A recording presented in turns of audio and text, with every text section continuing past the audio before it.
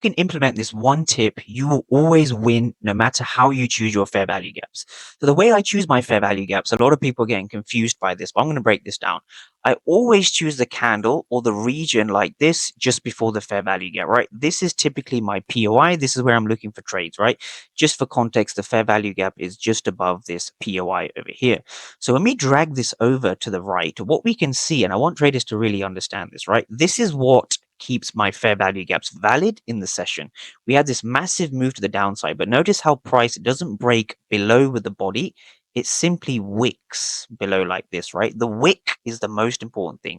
So when you see a wick, what's actually happening is super interesting when you look at the order flow, right? What's happening is we see lots of aggressive sellers over here, but none of them have been rewarded, right? Notice how we have a zero at the bottom. The zero at the bottom means the auction has been finished and therefore sellers have been exhausted.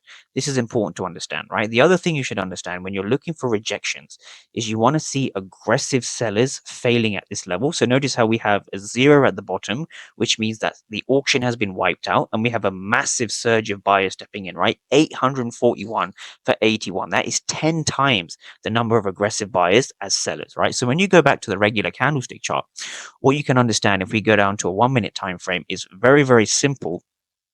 Price action really in this particular direction is giving us aggressive sellers, but these aggressive sellers are failing, and so price headed higher from this region.